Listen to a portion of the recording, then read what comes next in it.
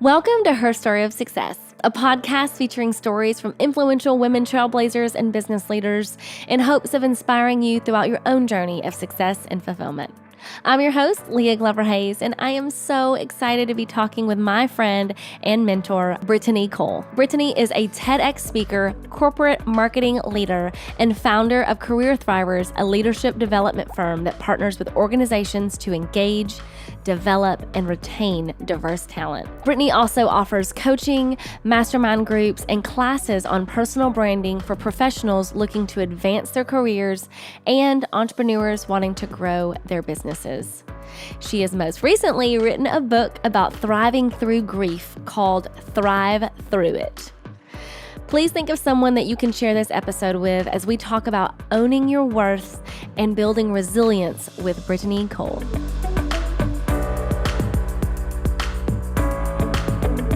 Well, welcome everyone to Her Story of Success, live with Brittany Cole.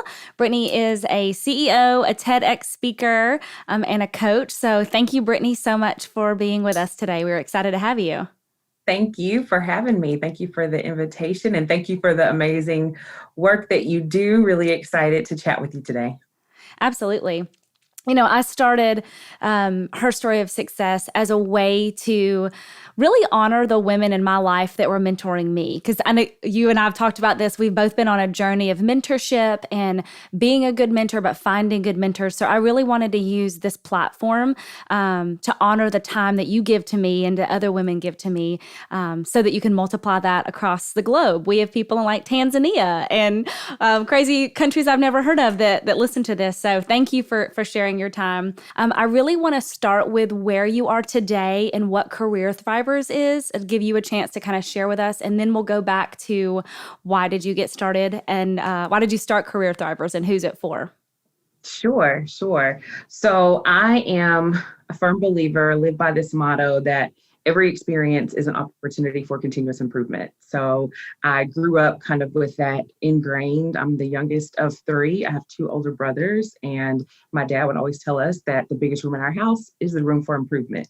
So we all kind of grew up with this sense of continue to develop, continue to get better, celebrate your wins, but then make sure you're preparing for next. Shout out to your series that you have going on. And so that has been really my life. So when I think about it, it's always interesting to me when I'm asked this question, and I think about kind of, where I am now, where I'm striving to be, but more importantly, where I started, it's like those dots connect and you see those patterns. So I started out, I'm a Nashville native. As you know, family is really important to me. And I went to undergrad at UT Knoxville, studied political science and communications. I was on this fierce pre-law track, was headed to law school, and was introduced to corporate America the summer before my junior year. So I started interning with Pfizer very, very young, and absolutely loved the experience. Long story short, they offered me a full-time role there the semester before I graduated undergrad. And so I'm like, okay, wasn't expecting this, but it looks like a really great opportunity. I've enjoyed my, at the time, 2 summers there.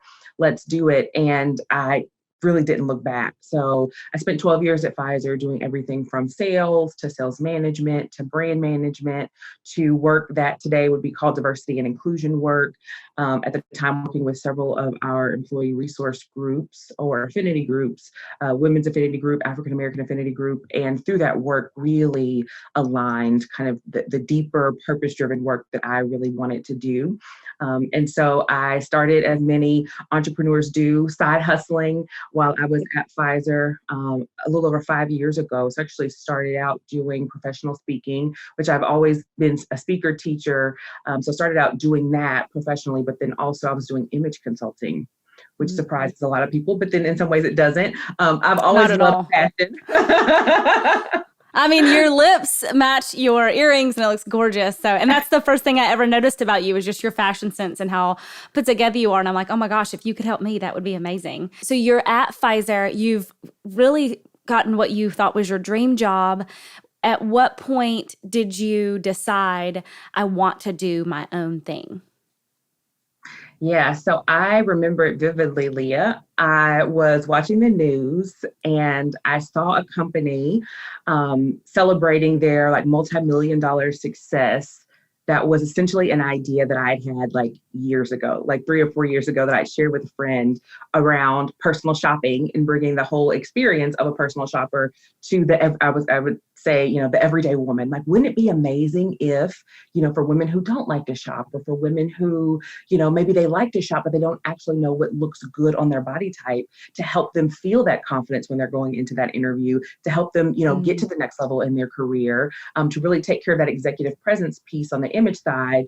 Wouldn't it be amazing to bring that, to the everyday woman? And I sat on that idea and I second guessed myself. And I felt like, how will I get started? And I listened to people that thought, personal styling, that like that's for celebrities. And of course now, you could probably name 5 companies that will ship you a box, that have been able to monetize, that idea. And so I remember seeing that, and in that moment thinking, what would it have been like if 4 years ago when I had that idea, I would have just taken the leap and just started and just seen where it went.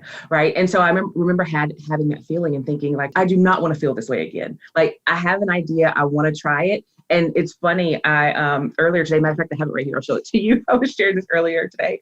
This is my first business card. I love it. Style by Brit. I remember that. Absolutely. Like, oh my gosh, like, this is terrible, aesthetically, right? I'm like, but it was the start, and it was the thing that has led me to where I am now. And so I just got out there and started to do it. And then as I was working with women, again, primarily image consulting, I would get questions like, oh, well, now that you're here and we're in my walk-in closet, can you take a look at my resume, or can you give me some advice I need to have with my manager? And so I thought, now this is a little bit more than what you paid me for, but sure. But I also saw it as an opportunity to pivot into career coaching, which is what led me on this path of saying, okay, within my organization, I'm doing a lot of work to help cultivate a culture of inclusion, to help diverse talent thrive. I'm working with women, professionals of color on the side. How can I merge these two to have an even more expansive impact, which is what I did with Career Thrivers. Great. And then what made you say, okay, I'm ready to leave and actually take the jump? Did you have a milestone that you said, once I hit, was it revenue based? Was it client based? What did that look like to say, okay, I can actually leave my job? Yeah. Because that is always the scary part, the that, yes, the big question, when to jump, right? Yes. So I would say it was 100% faith-based. Ooh. And I say that because, oftentimes as women, we shy away from talking about numbers. We shy away from talking about salary, from talking about revenue. And I believe if we're going to close the gap, it's important that we get comfortable saying those figures. And so I lay that context to openly share with you that I was a well into 6-figure earner at my organization. And so I left great brand equity. I do not have the entrepreneurship story that I hated my job, or that I was, really frustrated or unhappy. Things weren't perfect, but I had a long runway there. I had a very comfortable salary there. People knew me, and there were opportunities there for me to move and to continue to grow. I also, though, had that nagging feeling that there was more. I also saw myself doing more. I saw myself serving more people in a more expansive way beyond what I was doing. And I was at a point in terms of the timing where we were going through an organizational restructure. So at the time that I decided to leave, I was leading a team of 12, and we were going through a restructure, which is corporate speak for layoffs were happening. And so at the time, I had one young lady on my team, one woman on my team that I, did have to share that news with. She was impacted. I was impacted. At the time, my team didn't know. There were some other opportunities for me to stay with the organization, but I had a choice to take a package and leave and take this leap, or to stay in what I felt like was comfort, what I felt like was a sense of security in what I knew, and what I felt like was a safe move, but not one necessarily that was, destined. So I really felt like this faith-based push, to take the leap, and I did last August. Congratulations. I think you and I met very soon after you took that leap, and I was just in awe of you, of like, oh my gosh, you did it. I think I leaped in August. So it was a very faith-based one, as well, as like, I don't know what I'm doing. But I think the thing, and this is what I want to ask, what's the thing that you've learned since taking that leap that's giving you the most confidence? I will say, when I was working with a lot of CEOs and entrepreneurs, the realization that no one actually knows what they're doing that owns a bit. I mean, there are a few, if they've had like, they're a real entrepreneur that's had like 6 companies, they probably know what they're doing. But there's so many people that are figuring it out as they go. And I was like, if someone else can, I think that I can too. And I surround myself with people like you that I can say, hey, this is what I'm going through. What have you had similar? So what was that thing that you've learned that has given you the most confidence as a business owner? Yeah, I would definitely say, Leah, I had that same realization probably a bit earlier, but when I made my corporate transition from sales into marketing. So being out in the field and feeling like headquarters was this like place where people wore black suits and they were like, robots are walking around. I don't know what I thought, but like, you have this expectation that people that are running this, multi-billion-dollar company must be like really bright. And then you get to the table and you're like, okay, these people are just like me. Like there's no difference in even sometimes the doubt even, that you see. And so, yes, absolutely 100% having that realization that people are figuring it out, whether it's corporately, and also in the entrepreneurial space. But for me, the biggest realization that I've had, and I like to share this because I'll tell you, I'm one that I thought before I recognized this, that I was over this. Like I thought like, that's not me. Like, I'm not that person. And I was. So my biggest realization has been how much of our personal identity, the way that we view ourselves, the way that we value ourselves is tied to what we do. As a healthcare leader, I could walk into any room relative to, to my organization, and people knew who I was. I didn't have to really, they knew my work, right? They were familiar with me. I had built brand equity at that organization. And so my name was associated with a certain, with a certain brand, with a certain like, okay, yep, if you want it done, or if you want it led, yep, she's the one to do it. And then you come out of that space or you transition into something new, and it's like you're starting all over again. And you think that doesn't impact the way that you see yourself, or sometimes we say that it shouldn't.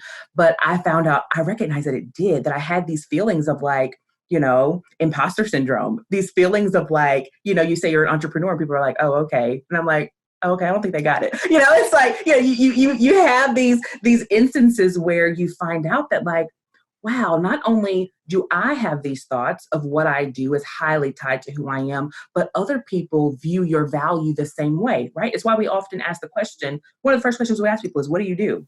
Right? Because we're making a judgment of who they are, the value that they bring to us based on what they tell you, the organization that they're at or the level that they're in. And we know then or need to reframe that thinking to say, hey, like the title that I am renting right now is just that.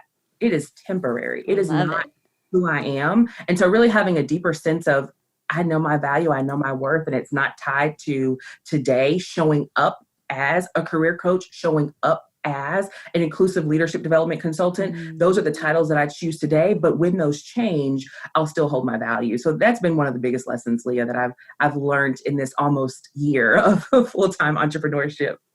I love that. Ariel, who's in attendance, said she totally identifies with identity and value being tied to work and imposter syndrome. And I think that a lot of us women, do you feel that? I don't know that it's only women. I mean, I'm married to an awesome man, and so are you. And there's times that they have that too. But I do think that there's something in us that's like, I have to prove myself and I want people to respect me. I don't know if you deal with that, but I'm like, I want people to respect me for the work that I do. And I'm always terrified that I'm not there yet. I'm just not there yet, right? So you recently did a TEDx talk. Congratulations. I watched it a few times. It was very good. I'm have 1,000 questions, like completely selfishly about how you did that and all the prep work. But what I really want to get into is a little bit of the meat of your talk. And I love at the end that you go over the 4 pieces, but there are I love the talk. And what I want to be able to understand is when you are working with individuals and with companies, what is it that you really sit down and say, here's the important piece when you start to look at diversity and inclusion? Because you brought up this word belonging. And that's really where I want to kind of start, is when we're talking about diversity and inclusion and equity. What does it mean to have belonging, and how does that fit into what HR people and companies are starting to do? Yeah, so I think that one of the very first things that is so critical is to define the terms.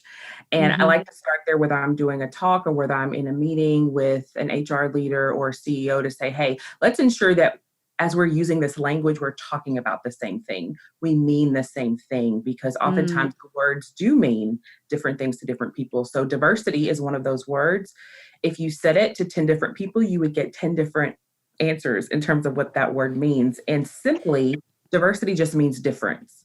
So right now on the screen today, we have diversity. Even though we're both women, I'm a Black woman, you're a white woman. We have diversity that you can see, but then there's also diversity that you can't see, relative to diversity of thinking or diversity of background and diversity of experiences. So diversity simply means difference.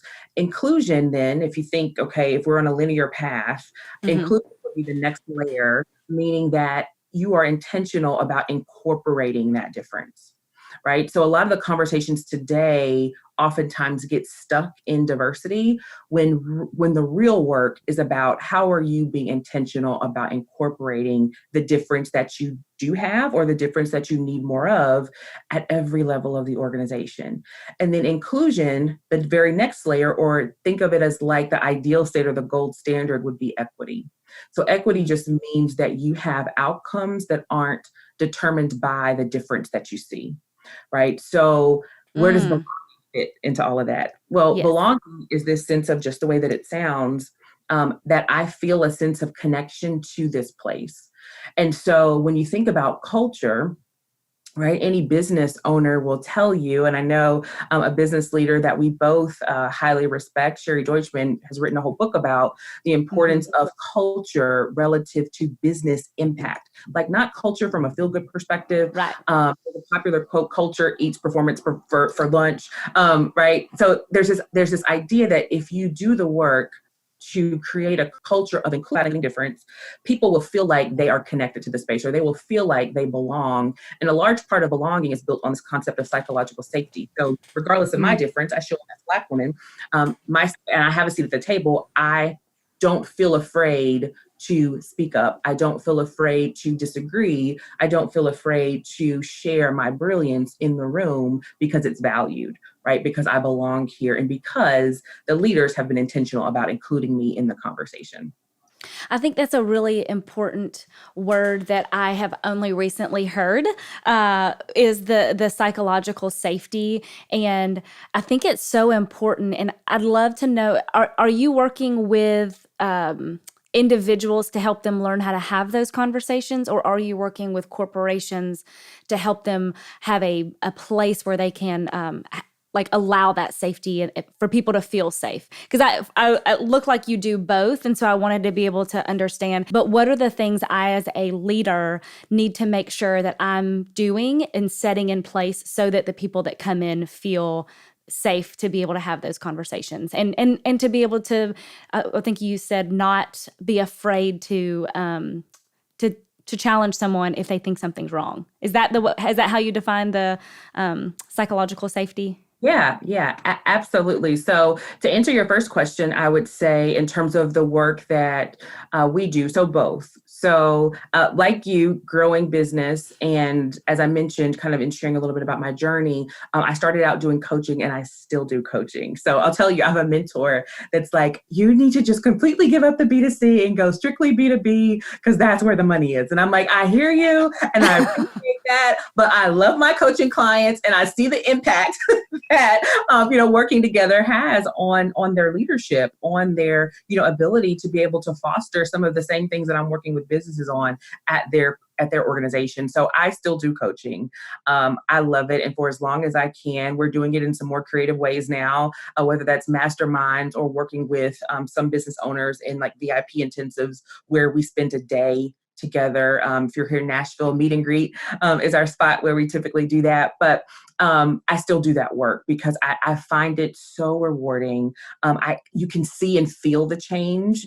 Oftentimes, in some instances, faster, right, than the B2B work. But in terms of working with organizations, I will say two things about your question. So one, what you're often seeing now, or what you sometimes see now, is this conversation around performative solutions, right? That you bring somebody on, you do an unconscious bias workshop, and you are done for the year, right? And there is countless data out there that shows that does not work. There's even a lot of research out there that talks about whether or not just unconscious bias training in and of itself is effective. But that's not the conversation for today. The point is, if you want to see transformational change within your organization relative to cultivating a culture where everyone believes that they belong regardless of their difference, it takes an integrated, continuous approach. So similarly to your marketing strategy, to your business operation strategy, diversity and inclusion is connected to that. It's one of the tenets of having a successful business versus being kind of this aside that, you tell your people, hey, go do this thing once a year and then get back to work, right? And so I would say that's the first thing of taking a look at the operations at your company and saying, how are we infusing then? If you don't have anything, the first part would be learning and development, right? So how are we improving our awareness and our actions around these topics?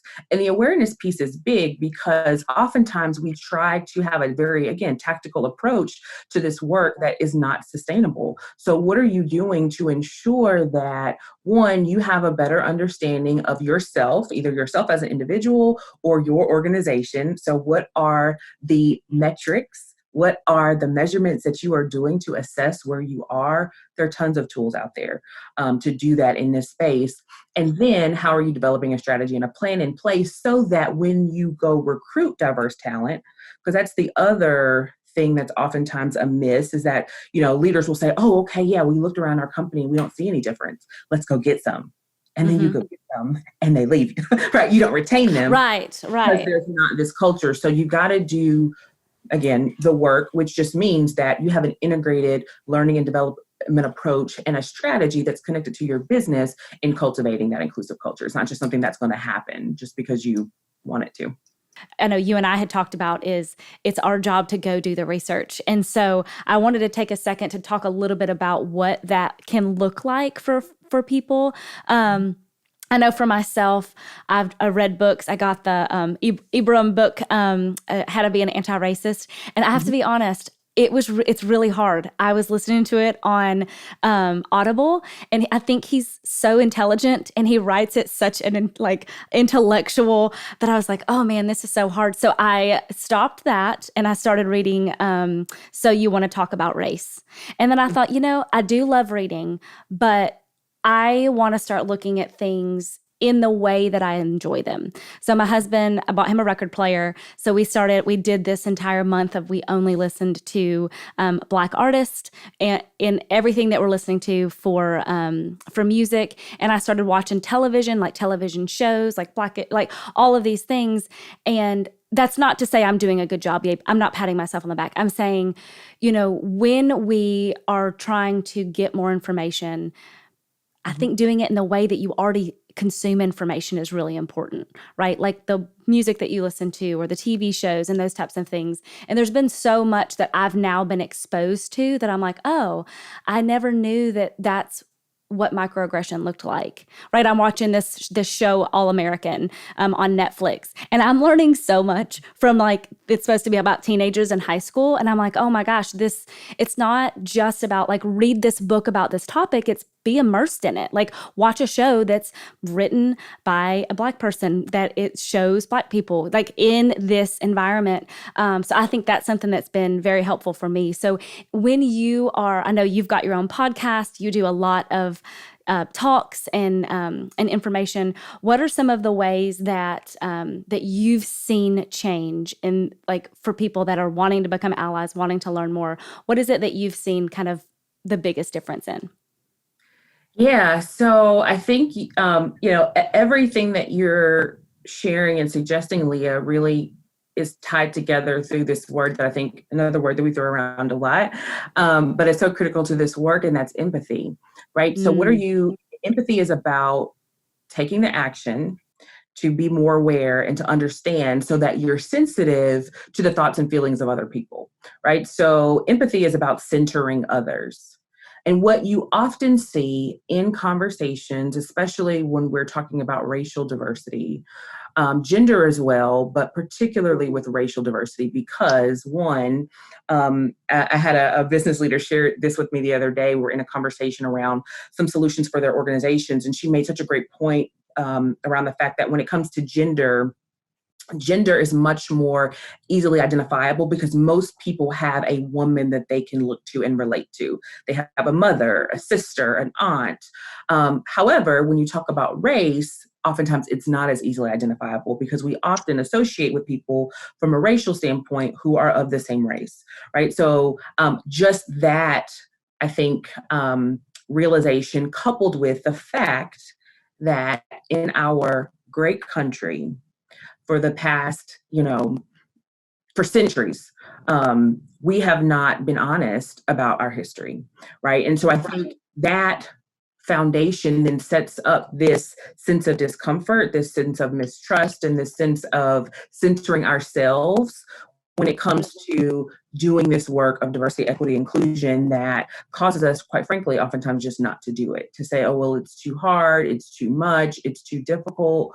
Well, part of that is because we're not talking about facts, right? We're talking about the way that we feel, or we're talking about what we think, or we're talking about our experiences versus centering the marginalized, centering those who have systemically been oppressed, and understanding where they come from. So I think with that as the context, then you ask yourself, well, then how do I do that? What are the resources then that help me understand vicariously what you think, feel, and have experienced? Because I want to learn more about that. And so then I think you take the approach that you mentioned. You say, hey, what is a way that I like to learn? Because just like any other area of business, there are endless resources. So there are books. If you don't like books, there are articles. If you don't like to read, there are podcasts. If you don't want to listen, there are videos. Like there are tons of resources out there about anti-racism, right? When we're talking about racial diversity. So it's not just this idea that I am not racist, but that I am actively anti-racist, which sounds similar, but they are very, very distinct. And so I think in terms of actions that you can take, things that you can do, we have a curriculum around allyship that walks through 6 actions. So you can be more aware. That's the A. The first L is you can learn. So learning is prioritized over listening because learning suggests that you have done the due diligence to come to the conversation to listen with more context. You've come to the conversation prepared, right? So just think about an interview, right? I have clients. Yes. I coach for interviews. You don't show up to a job interview having not researched the organization. Now, very true. There's not this assumption that you know everything about the company, right? But you come to an interview with an assumption that you've done a little research before you show up. The same is true when it comes to diversity, equity, and inclusion. Have you done the research to understand through whatever channel you prefer that we just listed to come to the conversation more informed and then listen, which is the second L. The I is about inclusion. So how are you being intentional about including difference? And this isn't big. Like this is about the small things. Like culture is built from those small interactions, even in your personal life. So take a look at the guest list of your child's birthday party. How many diverse families are on that guest list, right? How many people of color are a part of your neighborhood, barbecue? Now, granted, we're not doing as much of that these days because of COVID, but I think when we, come on the other side of all of this, how are we being intentional about including difference even in our personal spaces? And then the E is about experiences, because when you do incorporate that difference, you gain more breadth and depth of experiences with people that don't look like you, which then leads to this S, which is so critical in business and career, which is sponsorship. So you then share your power, share your access, share your privilege to help someone else get to the table. So I think those are some things that all of us, regardless of our industry or level, or whether we are an entrepreneur, an employee, or both, can do. I love that. And it's, I think the important thing is this is continuous. To your point, this is not a performance. This isn't a checkbox. It's how are we looking and making sure that that we're looking at that continuously. And I love that you spelled allies with that. So good job. Yes. You always do such good word iterations. I love it. And kind of on that, I also want to talk about this term that you used in your TEDx talk, and you've used a few times, that is newer to me. I will say it makes me feel ashamed that it's newer to me. And then I never recognized that folks have to do this, but code switch. I think when I learned about code switching, my immediate reaction was just like, oh man, I can't imagine having to go to work and be so conscious to be a certain person, use certain vernacular, and then change who I am depending on the situation. And so I would like to know, as an employer, how do I make sure that the people on my team never feel that way? Yeah. Is that a courageous conversation that you just say? I'm working to have a very inclusive and safe place. My thought is, if you're ever in a situation where you feel like you have to code switch or you are experiencing microaggressions, I would love that called out, because I can't change something that I don't know. But then again, I'm putting the onus on them. Do you see what I'm saying? So it's even in my thought process of trying to be a safe place, I'm still putting it back on the other person instead of making sure that I'm doing the work to create the safe place. Yeah, and I would say, Lee, I think I definitely think that's why, and Deloitte has a great study on the elevated role of allyship, but it's one of the reasons why allyship is so critical, because when you have allies in a space, again, just like you said, people that are doing the continuous work of centering other people and stepping up and speaking up when they see inequity in the workplace, that's what does it. That's what helps to take the pressure off of marginalized groups, because you have people that are willing to take part in the action. They're willing to take on some of that hardship, quite frankly, as their own, right, to help with that. And so I think when it comes to this idea of code switching, again, code switching is highly, highly connected to culture and systemic systems of inequity. And so there is this element that I do want to acknowledge, though, of code switching that we all naturally do, right? So let's take, for instance, I love youth. I spent some time as a youth director at a church, at two churches, actually. God bless you. Yes. I'm not doing that currently. Praise the Lord. No, I loved it. I loved it. But there's this element of code switching, right, that happens. So when you're talking to a kindergartner, you don't necessarily use baby talk, but your language changes, right? I can remember, kneeling down in the hallway, in the midst of our classrooms to be on the same level as, and to understand, so there are these things that you do to shift the way that you communicate based on who you're talking to. Any great leader does that. Right. And that's an entirely different conversation. But leadership is about what do I need to do as the leader? The onus is always on me as the leader to bring the best out of the person that's in front of me, not the people, because I recognize that the people are all different. So I may need to shift my leadership style or my communication style 5 different times if I have 5 different people on my team that communicate in 5 different ways. But I signed up to be the leader. So that's an aside. But what code switching then is, code switching though is this deeper sense of, I'm not just shifting the way that I talk to the kindergartner or recognizing the way that I communicate with my team is different because they're different. It's this inherent belief that I cannot show up as I authentically would because it's not accepted in the space. So code switching is highly tied to not having a sense of belonging because I believe that my authenticity is not welcomed here. Right. So that's really at the core of what this kind of idea of code switching is. And yeah, I mean, there are tons of parodies too. I'm thinking about a video right now that's pretty funny on YouTube that just kind of shows what it looks like, but it is a real thing. It is especially a real thing for Black talent within a workspace. Absolutely. Well, I appreciate you sharing all that you have and all that you do. I do want to focus a little bit more on you because we've talked a lot about your work, and I feel like you were just giving a little bit of your TED Talk, but I really want to talk about your journey. One of the things that you did talk about in your career journey, but it was also that I learned a lot from you, is your grief journey. You've had a lot of highs, a lot of amazing things happen in your career. You've seen so much success, but I know that you've also seen some hard times. So I want to talk a little bit about when you're just mentoring another person in their career, just Brittany Cole showing up and loving on a person. But what are the things that you talk about in your own journey that have made you who you are and that you're most proud of when you look back over your career with all the good and all the bad? What are those things that you're like, this is what I'm most proud of in my career journey, the things that I've accomplished for myself? I would say, with the context that you gave of,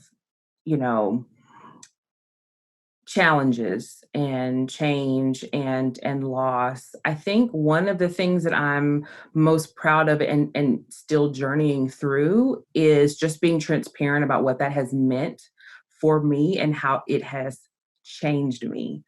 And I emphasize that because I think, and one of the messages that I was really trying to bring through in the TEDx talk is that when you experience loss, not just the loss of a loved one, but even the loss of a routine, even like the routine of going into work. When you experience the loss of a job, there is some loss that is traumatizing in a way that it changes who you are.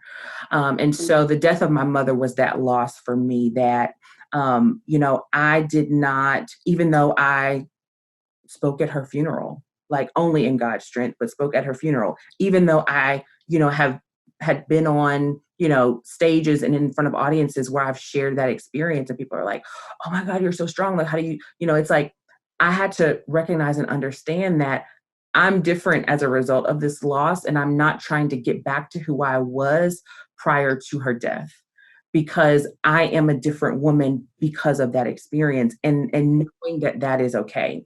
Right. And so I think for me, that recognition, one of the changes as an example was that, I don't know, it's almost like, I don't want to say I have blinders on, but just like my view of the world and like what is truly a priority and the way that I want to serve people and how I want to spend my time.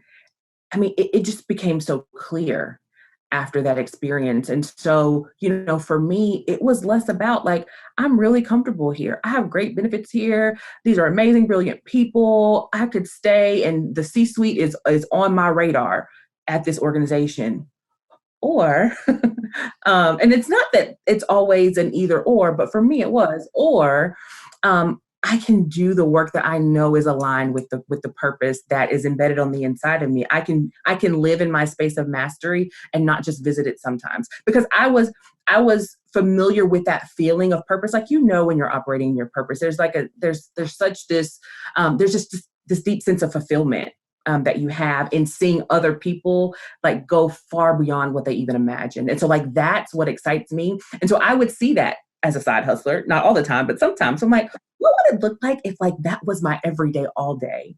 And of course, you know, it's a journey to get there. But for me, it was about, okay, I'm making a really hard, really uncomfortable, a decision that in black and white, August 19th of last year did not make sense.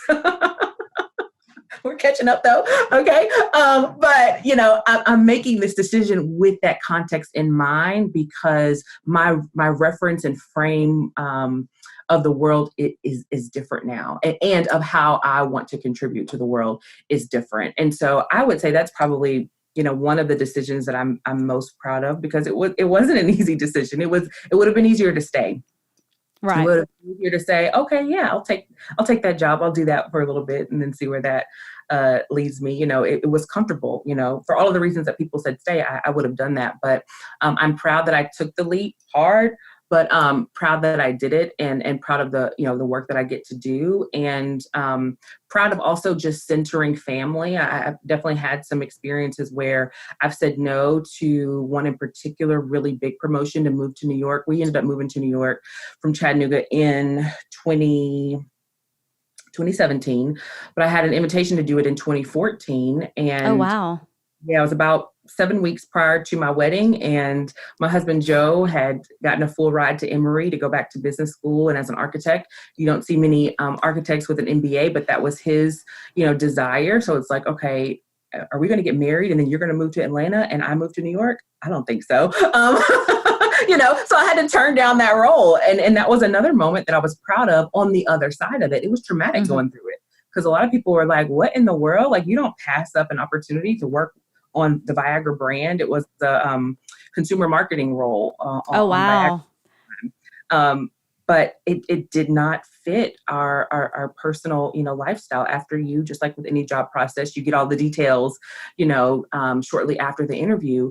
And I had to turn down that opportunity. And it was hard. Oh my gosh. I didn't turn down a role at a job down the street. I still work there.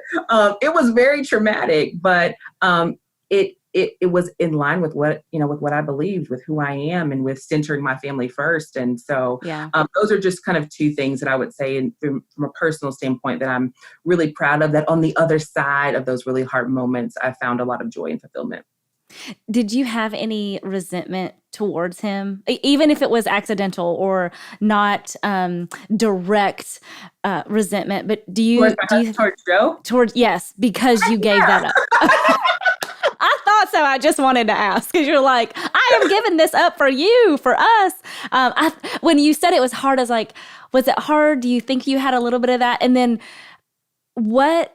That's what I'm really interested in, because obviously I'm married too, and you know, what was the conversation with your husband when you said, I'm going to leave an over 6-figure job to go do this thing? Because it's probably very similar to the conversation I had with my husband. So I know a lot of times when we talk about, you know, starting our own businesses and doing this, there's a real conversation that has to happen. There's a real thing about, is your spouse or partner supportive, or are they not? And how do you continue forward either way, right? Like, are they 100% supportive, but what does that support look like? And then, and then how did that go for you? Obviously you left, but, what was that conversation, with Joe? Yeah. So I'll tell you, Leah, the 2014 conversation was much different than the 2019 conversation. So right before when he shared about, you know, getting into Emory, I had a lot of resentment in our first year of marriage. Our first year of marriage was really rocky because of that decision. It's interesting because, I'm excited. I don't know when this is going to be released, but I have a book coming out that talks about just my journey with grief, and the recognition that experience, me saying no to that job opportunity and saying yes to my marriage, I grieved for a year, and I didn't recognize I was grieving until about a year later. I was like, oh, that's what that was. Like that's why. But yeah, I grieved the loss of that opportunity.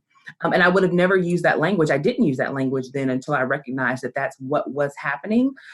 So yes, that was very different than his response to 2019, and really, having a conversation, sitting down and saying, hey, I've really been in prayer about this. I know we've had tons of conversations about it.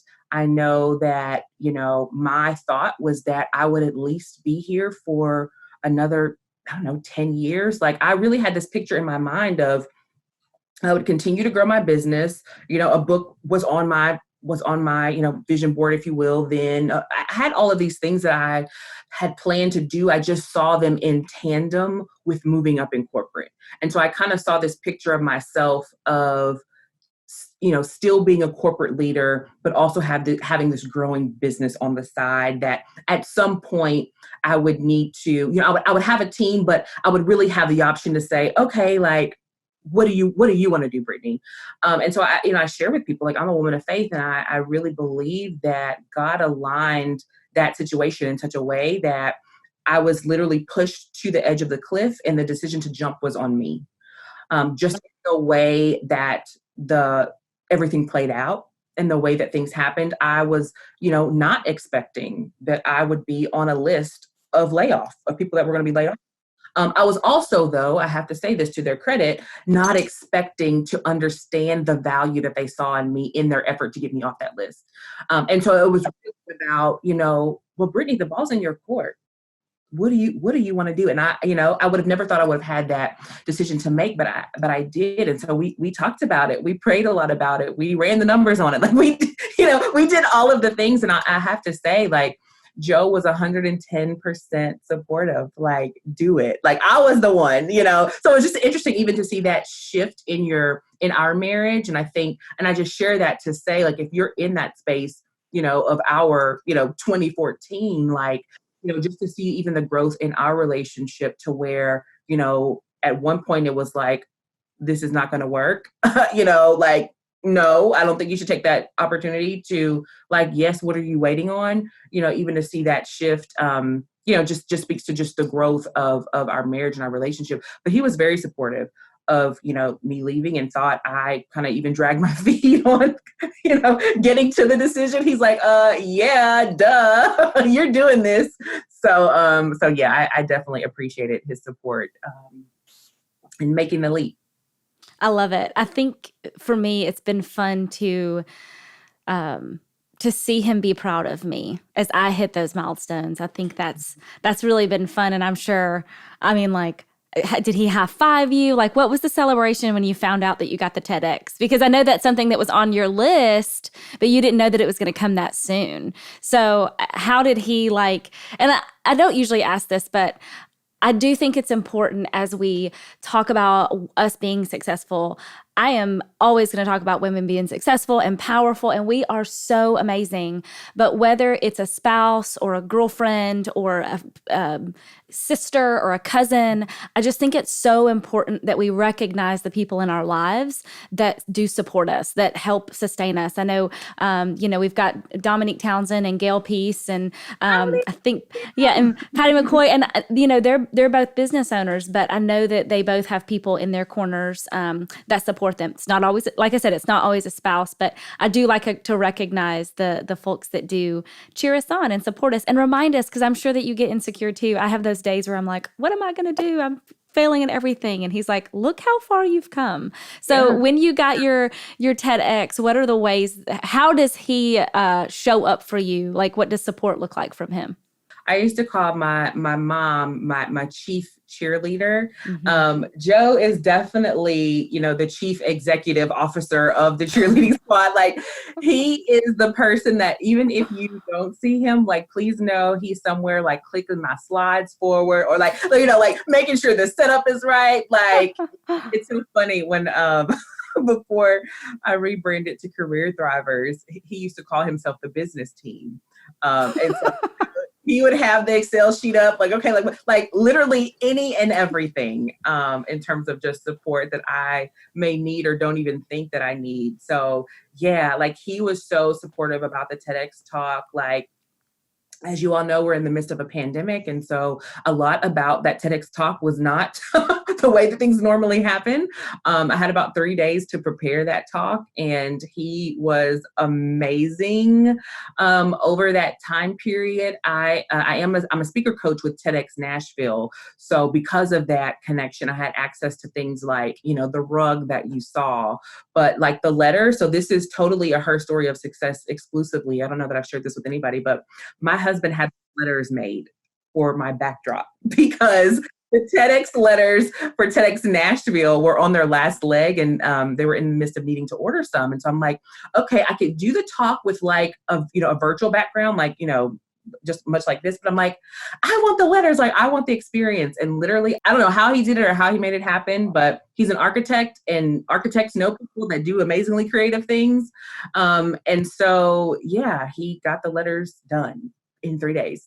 Like, I'll take care of the background, you take care of the talk. And I'm like, I got it. I can do that. So he's awesome. I think we need to acknowledge what a big deal that is. Most people that do a TEDx talk, don't they have almost a year to prepare?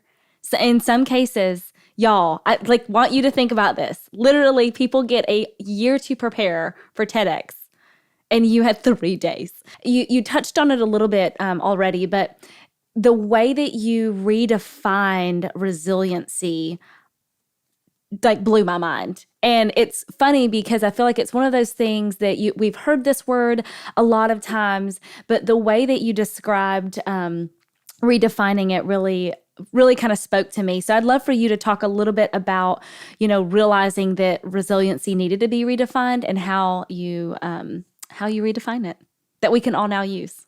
Yeah. So I'll definitely say check out the TEDx talk to get the full scope of about redefining resilience, or getting real with resilience. REAL is an acronym for 4 ways to redefine resilience. But really, the whole concept really kind of came through, like I shared, just my journey with grief, and really what I like to call thriving through the loss of my mom, and recognizing that we culturally, and I think this is, and when I say culturally, I mean just as people, as Americans, we are in love with success, and we are in love with not only with success, but with what success looks like.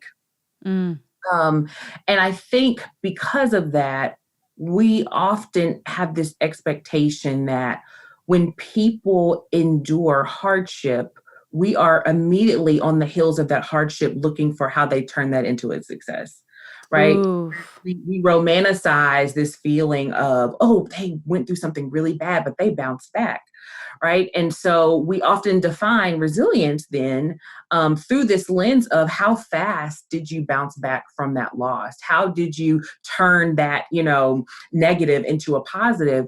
Not recognizing, right, all of the socio-emotional work that's tied to even understanding the new place that you're in before you even talk about like what's next. So for me, that showed up, in my work, in my personal life, of me saying, hey, Brittany, you need to give yourself some grace. Like, this isn't about you, having grit and being able to right back to it and, act like you aren't fazed by this. Like, my mom was my best friend. Even Joe will tell you, one of the things that's characteristics of pharmaceutical sales, really any sales industry, is, this idea of, the top sales people typically get to go on a trip. And I'll never forget, I won my first, came in number 2 in the country, and the trip was Maui. So this all expenses paid, 5-star red carpet experience to Maui. And at the time, Joe and I, we were dating. So he was like, oh, this is amazing. And I just knew in the back of his mind, he thought that he and I were going, I took my mom. I'm like, no, sir, you have not put a ring on this finger. My mom and I are going on this trip. And listen, we have so many beautiful memories, or I have so many beautiful memories now of that trip, and all of I loved traveling with her. We did so much traveling together, which I'm so grateful for now. But all of those moments and all of those things, it's you don't bounce back from that, and so really just recognizing that, hey, I've got to give myself grace through this. And that doesn't mean that I'm not resilient, but it does mean I have a real recognition of what it means to be resilient, in that I'm extrapolating the learnings from this loss from this transition, from this hard time, and applying them to journey forward in a new way. I'm not trying to look back and get to where I was. I'm creating a new path out of what I've been given as I journey forward. So that's what I mean by that. Well, and I was so excited for you to share that because I think it's so important right now. There's so much talk about the new normal or getting back to whatever. And the reality is I feel like, and maybe it's my own circle, but I feel like that talk is the most critical thing most of us can listen to right now, is that resiliency, whether you lost a job or you're changing the way that you work, or, you might have been laid off, or you might have had to lay off people, and that it's not about going back. It is about going forward, and with the recognition that it's going to be different, and allowing grace for yourself and for others. So I'm excited for everyone to watch your talk. I do want to allow you to tell everyone where they can find you, and then I want to give you a minute to think about how you define success today. And I know the last question you always ask your people is, how are they thriving, or what does thriving mean to you? So I would like for you to answer both of those, and you can, because I love your podcast, and I'm a fan too. So I would love for you to tell everybody where they can find you and what success and thriving means for you in this season, like today, because I know that we've talked about you change. Like in success today, it doesn't have to mean the same thing today as it did yesterday, or even that it will tomorrow. Yes. So you can definitely catch me. Leah, you mentioned the podcast. So Career Thrivers podcast. Right now we are releasing an episode once a week, but that will be the place that we are sure to drop my book release, which is coming soon. So Thrive Through It is coming. And so I'm really excited to share that with you. So make sure you connect with us there. You can also connect with us at careerthrivers.com. And if you click the podcast tab on our website, we have a vault. So typically with several of the episodes, I also will share resources. So like one is top of mind. I was just talking about it yesterday. There's an episode on taking your thoughts captive, on the importance of mindset and how the stories we tell ourselves and the way that we think. And there is a PDF download that's in the vault. So you just drop in your email address and you can access that. And then I am on all social media at Brittany, that's TTANY Cole. So you can find me at Brittany N. Cole on Instagram. And then you can also follow Career Thrivers on Instagram, Facebook, and Twitter as well. Perfect. And how do you define success today? Yeah, so success today is about creating a space for joy and fulfillment. That's what it means to me today. And every day I walk downstairs with the mindset of, how am I going to create joy and fulfillment today? And that is success. And right now in this season, that looks like helping clients go from barely surviving in their career to boldly thriving, helping them own their personal brand as a way to do that, and helping organizations cultivate a culture where all of their talent believe that they belong. That brings me so much joy and so much fulfillment. And so that is what I'm doing these days. And you asked me to answer my own typical question. I love it. What does thriving mean to me? So similarly, so to me, thriving is not about accomplishment. Let me say that again. Thriving isn't about accomplishment. So we don't thrive because, in my mind, because we've hit this, arbitrary goal, number, revenue, number of subscribers, whatever the case may be. For me, thriving is about, how are you taking the lessons that you are learning along the journey, whether you are going through a transition right now, you're in the midst of a crossroads, or you're experiencing some kind of loss. How do you take those learnings to help make you and other people around you better? To me, that is what thriving is about. And all of that, I believe, especially if you take those learnings and you don't just hoard them, but you share them with other people, that leads to those tangible successes that you want to see, that you may want to see, or those achievements that you may want to see. So that's what thriving is all about to me. I love that. Well, you have brought me joy and fulfillment today by being my guest because I absolutely adore everything about you. I just appreciate you being my mentor, being mentor to my friends. I'm just grateful that you've been a part of my journey thus far, and I look forward to all the things that we're going to continue to do together. Her Story of Success and Career Thrivers are friends, and I'm excited for the future. So thank you, Brittany. I hope you have an amazing day, and thanks for joining. Before we wrap up each episode, I like to take a moment and highlight a nonprofit organization working to empower women and girls. For today's spotlight, I wanted to tell you about Girl Unknown. Girl Unknown is an incredible organization started by my friend Alexis Hughes Williams. They work to provide proper hygiene and education for disadvantaged girls all over the United States. And they also hold educational events and programs to spread awareness about women's issues and highlight some of the amazing things women are achieving all around the world.